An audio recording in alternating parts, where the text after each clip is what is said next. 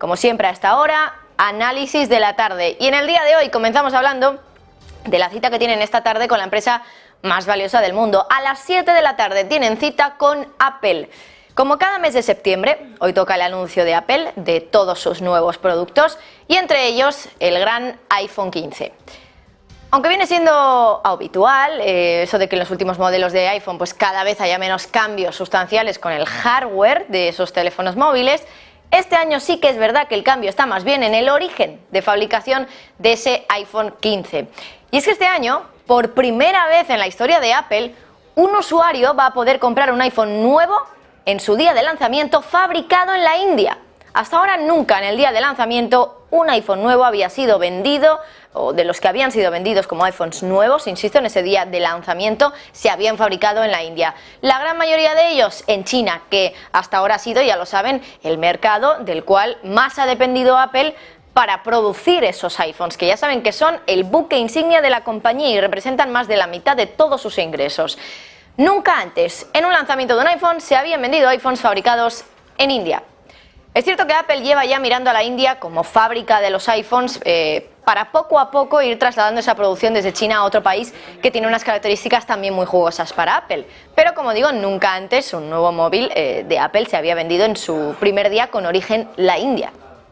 Esta tarde es el evento para anunciar todos los detalles sobre los nuevos productos de Apple a las 7, recuerden, y se espera que solo unos días después, normalmente tardan unos 10 días después del lanzamiento, después del gran evento del anuncio, llega ese lanzamiento 10 días después y ya estarían disponibles para la venta esos productos como el iPhone 15 en este caso. Bueno, este titular que les hemos dejado respecto a India, pese a ser algo de momento, bueno, más bien simbólico, ¿no? Porque tampoco estamos queriendo decir que todos los iPhones que se vayan a vender sean de India, sino que esta es la primera vez que alguno de esos iPhones nuevos van a ser fabricados en la India. Tiene desde luego algo, una carga simbólica bastante importante. ¿Por qué? Por varias cosas. Refleja la creciente capacidad de producción que tiene la India para Apple, que ya saben que es la compañía más valiosa del mundo. Y también significa un alejamiento importante de la estrategia que tenía Apple anteriormente, estrategia de vender dispositivos nuevos en su mayoría fabricados en China. Venderlos, ya lo saben, a sus leales y frenéticos clientes de todo el mundo que están esperando a que llegue ese día para comprarse el ultimísimo modelo de los iPhones de Apple. Pero ahora vamos a enseñarles de verdad dónde está la fábrica de Foxconn, del proveedor de Apple, donde lleva ya semanas en India fabricando ese nuevo iPhone 15 dentro del país indio. Bueno, pues está en el estado de Tamil Nadu, al sur del país, lo están viendo ustedes ahí en ese círculo rojo. Es el tercer establecimiento de proveedores que tiene Apple en India. Tiene 3 proveedores en India, 3 fábricas que le ensamblan ese iPhone, en este caso iPhone 15 también. Lo curioso es que en el último año Apple ha agilizado mucho la fabricación de sus iPhones en los establecimientos de la India. De hecho, antes las fábricas indias tardaban entre 6 y 9 meses más que las chinas en producir los teléfonos de Apple. Pero ese retraso se ha reducido de una manera drástica en el último año. De hecho, a finales de marzo de este año, la compañía dijo que para entonces ya el 7% de todos sus teléfonos iPhone se producían en India.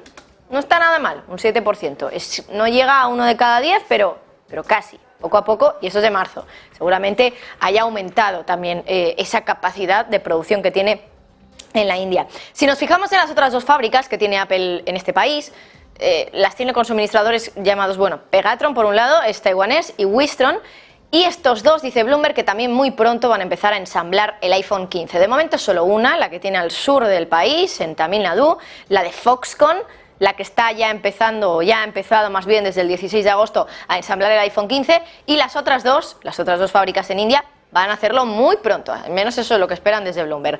Pero este año India ha jugado un papel fundamental también para Apple. Y ya no solo desde el punto de vista de fabricante, del lugar donde tener unas fábricas, fabricar y producir iPhones baratos y venderlos caros, sino también como consumidor de esos iPhones. Y es que este año Apple ha abierto su primera tienda en la India.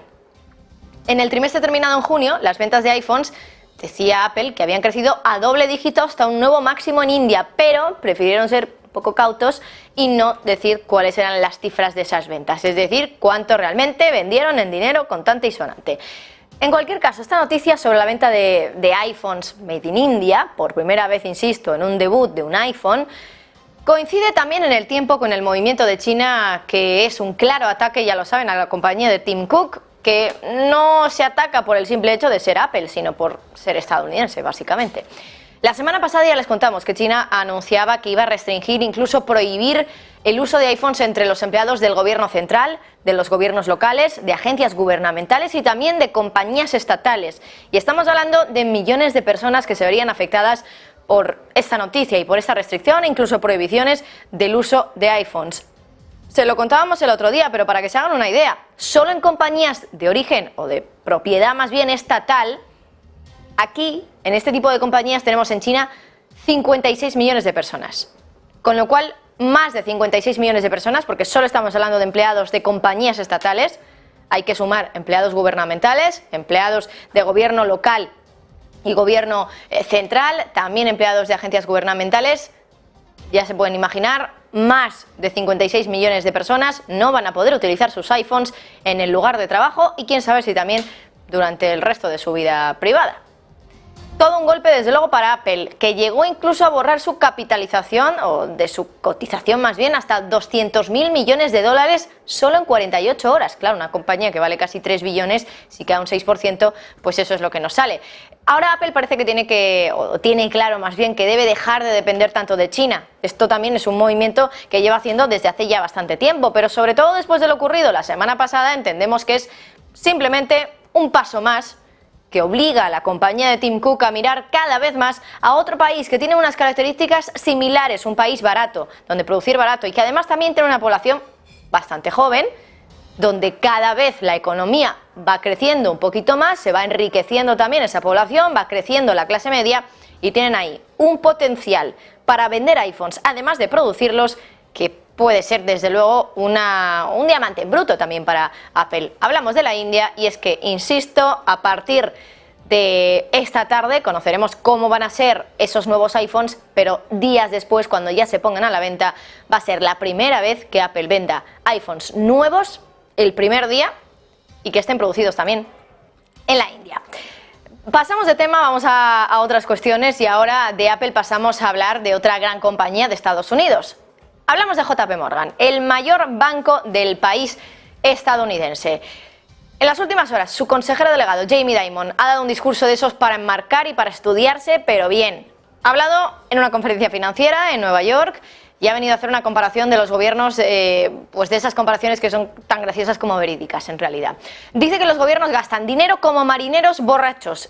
Palabras textuales de Jamie Dimon, hablando de los gobiernos como marineros borrachos.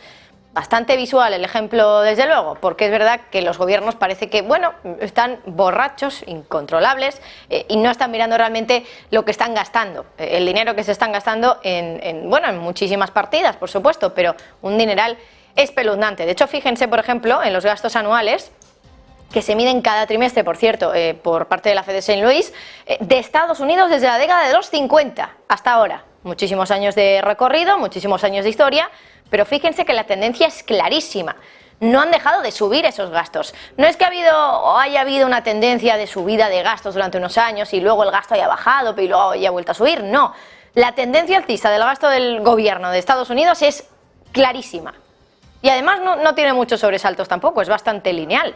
Aparte de lo que pasó en los años de la pandemia, a partir de 2020, que ahí hay un pico y un poquito de dientes de sierra, pero la tendencia a partir de ahí es clara. De hecho, si borráramos esta parte y trazáramos una línea que puede ser relativamente normal del trazo que ya llevaba de subida esa línea, es que es perfectamente clara la tendencia que lleva. Gastar, gastar y gastar, por supuesto, y no tiene pinta de que en próximos años esto vaya a cambiar y que el gasto vaya a caer, sino todo lo contrario.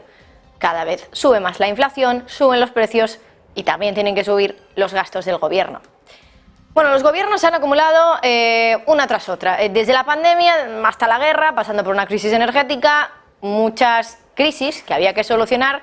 ¿Y cómo se solucionan las crisis desde los gobiernos? Para evitar que las economías entren en recesión, se gasta más dinero. Para sostener a las economías, los gobiernos tiran de déficit, de sobregasto. Y para hacer todo ello, claro, hay que tirar de los únicos ingresos que pueden sufragar estos gastos desorbitados, que son los ingresos que vienen de emitir deuda, no los de cobrar impuestos, que eso son una pequeñísima parte. Con eso no da para abasto. Y ese es uno de los grandes problemas que ve Jamie Dimon, pero también puede ver en realidad sus problemas cualquier persona, ¿no? Como nosotros, sin necesidad de estar en Wall Street, en un gran banco. Pero aún así los gobiernos siguen sin hacer absolutamente nada para cambiar la situación. Los tipos suben, los intereses de la deuda también, y con ello lo que los gobiernos tienen que pagar para cumplir con toda esa deuda que han emitido. Pero si volvemos al discurso de Jamie Dimon, hay otros muchos riesgos que ve el consejero delegado de JP Morgan de aquí al futuro. Por ejemplo, uno que de momento ha estado relativamente silenciado, aunque aquí hablamos mucho de él, el quantitative tightening o reducción del balance de los bancos centrales.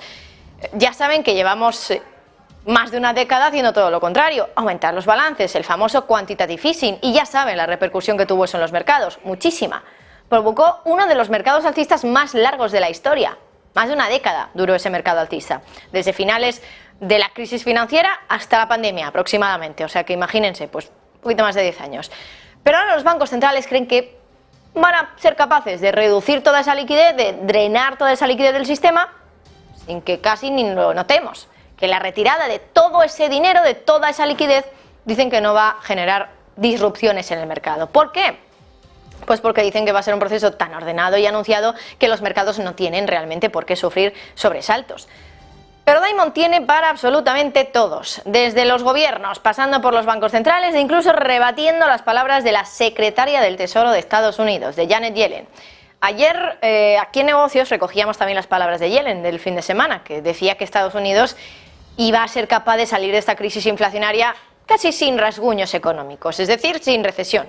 No iba a sufrir mucho económicamente Estados Unidos para matar la inflación. Pero Jamie Dimon cree que Yellen no puede estar más equivocada. Dice que ahora realmente sobre lo que se está apoyando la economía estadounidense es sobre la subida de los salarios, inflación, y sobre unos balances en el sector del consumidor que ahora de momento siguen bastante sanos. Pero claro, dice Dimon, pensar que la economía de Estados Unidos va a ir así de bien durante años es un enorme error, palabras textuales. Y dice que el error es que los que hablan de lo bien que va la economía de Estados Unidos solo estén mirando las cifras que van saliendo en el día a día, pero no estén mirando hacia el futuro, porque dice Dimon que en ese futuro lo que va a estar muy presente es el famoso quantitative tightening del que les hemos hablado.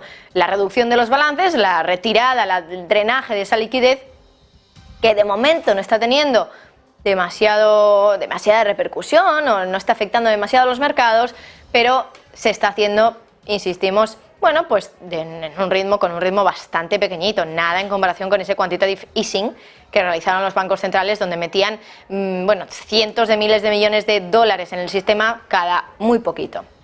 Insiste Dimon además también en que decir que el consumidor, que representa, ya saben, un 70% de toda la economía de Estados Unidos, que eso está en una fuerte posición, dice que es un error enorme. Y en realidad, si miramos a lo que dice la Reserva Federal, es algo que el propio Banco Central de Estados Unidos también ha dicho estos días.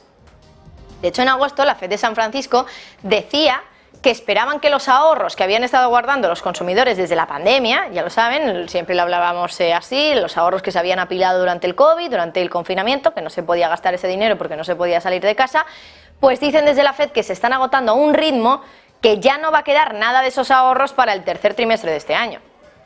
Así que lo de Jamie Dimon, el discurso desde luego que es para estudiárselo bien y para interiorizarlo, que no todo son buenas noticias a pesar de que de momento todo el mundo piense que un soft landing es posible. Lo que está claro es que la historia nos dice que la inflación se mata con recesión y de momento la economía de Estados Unidos no está sufriendo esa recesión. Otras sí, pero la estadounidense no. ¿Se podrá conseguir ese soft landing o no? Jamie Dimon es más partidario de que eso no va a ocurrir. Veremos quién tiene razón finalmente. Bueno, por cierto, mientras tanto, enseguida vamos con el siguiente análisis de la tarde de hoy, pero antes de nada, está hablando Josep Borrell, el alto representante de política exterior de la Unión Europea. Vamos a conectar con esa comparecencia. Y desde luego puedo decirle que mea culpa no lo vi venir, ni yo ni nadie. Seguramente ha sido el golpe más doloroso e inesperado, porque nuestra relación con el gobierno del señor Bazoum era buena y teníamos una perspectiva de cooperación fructífera. No así en el caso de República Centroafricana, por poner el otro extremo, donde hace ya mucho tiempo donde como se dice en castellano, partimos peras, es decir, dejamos de cooperar abiertamente porque estaba claro que en República Centroafricana la guardia pretoriana de los Wagner era los que marcaba la ley. Y tenemos todavía misiones de training mission, las tenemos en República Centroafricana, las tenemos en Mali, las tenemos en Burkina, no la tenemos en Níger porque no nos ha dado tiempo a desplegarla, aunque estaba acordada. ¿Qué hacen? Pues lo que les dejan hacer o lo que estamos nosotros dispuestos a hacer, porque no estamos dispuestos a que esas misiones participen en la formación de elementos militares que después pueden ser utilizados junto con los Wagner.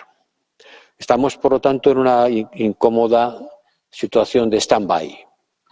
No nos retiramos plenamente, disminuimos el nivel de presencia, disminuimos el nivel de actividad, hacemos alguna actividad en high level advising, pero ciertamente ni mucho menos lo que estaba pensado hacer. Y la disyuntiva que se plantea a los Estados miembros, porque a fin de cuentas son los Estados miembros los que deciden, es si retirarnos plenamente o si, al contrario, reforzar la presencia, pero ¿para qué? Esa discusión tuvo lugar en Toledo, en el Consejo, sin conclusiones concluyentes, y seguirá durante la Semana de la UNGA en Nueva York. Esta es la situación que me gustaría poder describir en términos más positivos.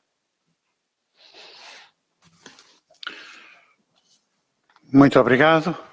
Bueno, pues Josep Borrell, hablando de la situación de África, ha mencionado también el caso de Níger y ha hablado también de la presencia que está teniendo sobre la región desde Europa con entrenamiento militar y ha dicho que bueno, hay una disyuntiva que se le está planteando a los Estados miembros sobre si retirarse o reforzar esa presencia y bueno, dice que en Toledo ha habido una discusión la semana pasada sobre este tema, pero que no se ha llegado a ningún tipo de acuerdo. Lo dejamos ahí, estamos pendientes de más declaraciones posibles de Josep Borrell, alto representante de política exterior. Pero continuamos con el final ya de este análisis de la tarde porque, bueno, pues todavía nos quedan cosas que comentar. Hoy, además de ser un día importante en lo empresarial para la compañía más grande del mundo en capitalización bursátil, Apple, también es un día clave para el gobierno de Estados Unidos. Hoy vuelve la actividad de la Cámara de Representantes de Estados Unidos tras 6 semanas de parón por el verano. Vaya vacaciones han tenido los políticos americanos. Y la actividad vuelve además en un frenesí absoluto al Congreso. A Estados Unidos más bien, le quedan 3 semanas para que su gobierno pueda tener que cerrar. Y que esto no ocurra solo está en las manos de los políticos en el Congreso de Estados Unidos que vuelven hoy a la actividad después de 6 semanas de parón. Y solo tienen 3 semanas para evitar que el gobierno se cierre. Ya sabemos que los políticos no se caracterizan precisamente por ser muy rápidos en sus decisiones y más cuando hay intereses políticos lógicamente de por medio de yo te apruebo esto, si tú me apruebas esto, pues va a ser que no, que va a ser bastante complicado, que se pueda evitar llegar a ese cierre del gobierno de los Estados Unidos. Pero ¿cómo pueden desde el gobierno, desde el Congreso de Estados Unidos más bien, evitar que el cierre del gobierno ocurra? Bueno, pues esto es complejo, vamos a intentar explicarlo poquito a poco.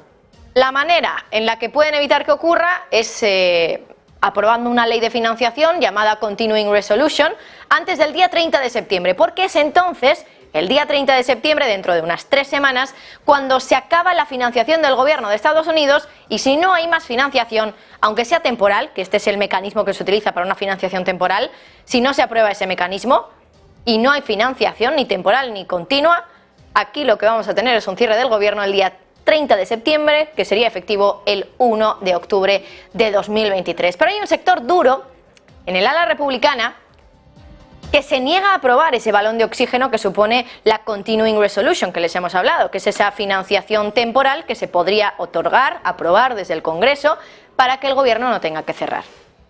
Los republicanos, el ala dura, insisto, del Partido Republicano se niega, provocarían el cierre del gobierno de Estados Unidos y todo por una treta política. Básicamente quieren utilizar el cierre del gobierno como amenaza para no tener que aprobar otras leyes que se niegan a aprobar. Por ejemplo, ayudas a Ucrania. El ala dura republicana, a su vez, también quiere que se recorte el gasto más de lo que se prometió por parte de Biden, del gobierno de Biden, recortar con esa ley de suspenso del techo de deuda, cuando ya se dijo que se iba a recortar el gasto. Pero los republicanos quieren recortarlo aún más, recortarlo en otros 120.000 millones de dólares. Y quieren que, o dicen más bien que prefieren un cierre del gobierno de Estados Unidos que tener que asumir que los demócratas no les hagan ningún caso con estas peticiones. Prefieren que el gobierno de Estados Unidos cierre a que no se les haga caso. Es decir, asegurar, lo que quieren es asegurar que el gobierno no cierra a cambio de que los demócratas acaben cediendo a lo que ellos están pidiendo.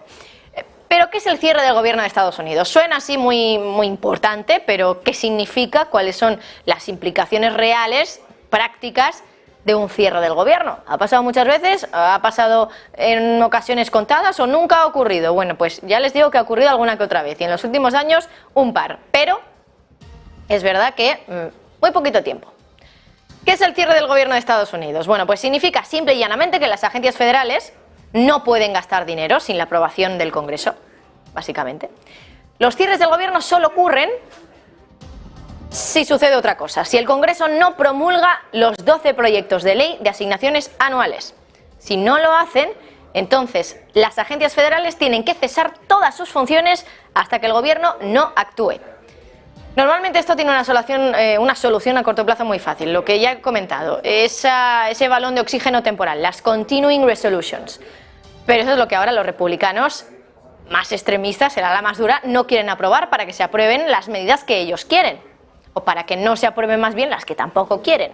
Ahora bien, ¿qué pasa durante los cierres del gobierno de Estados Unidos? ¿Es algo muy importante? ¿No lo es? Bueno, pues lo que pasa es que a muchos empleados federales se les dice que no se presenten a trabajar, porque no se les va a pagar, básicamente.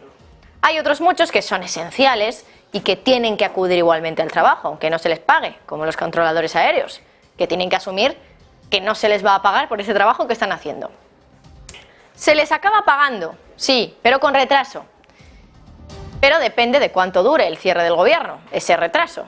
Piensen, por ejemplo, en el de 2019, el cierre gubernamental más largo de toda la historia de Estados Unidos y uno de los últimos. Duró 35 días. Es un cierre importante, 35 días durante los cuales los trabajadores federales no cobraron. Por eso digo que es tan importante, porque trabajadores del gobierno no están cobrando. Es verdad que la mitad de esos trabajadores, como les decíamos, no tuvieron que ir a trabajar. Si se cierra el gobierno, los trabajadores no esenciales no trabajan. Pero la otra mitad sí, y tuvo que ir a trabajar sin cobrar. El segundo cierre del gobierno más largo fue entre el año 95 y 96, duró 21 días, y el tercero en 2013, con 16 días de cierre gubernamental. La solución ya la saben, o aprobar las 12 leyes de asignación anual, o aprobar el Continuing Resolution como medida temporal. De hecho, de media, esos Continuing Resolutions son la herramienta que financia al gobierno durante 137 días y medio de los 365 días del año. Día clave en el día de hoy, pero sobre todo, el día clave de este mes va a ser el 30 de septiembre. Si para entonces no se aprueban ni todos los proyectos de ley que se tienen que aprobar para que automáticamente se renueve la financiación del gobierno, o no se aprueba ese mecanismo de emergencia, que es el Continuing Resolution, habrá cierre del gobierno. No lo ha habido desde hace ya varios años, aunque es verdad que durante el mandato de Donald Trump hubo bastantes amenazas. 2019 fue el último, el más largo, 35 días, y vamos a ver si a partir del 1 de octubre de este año volvemos a tener un cierre del gobierno de los Estados Unidos. Bueno, hasta aquí el repaso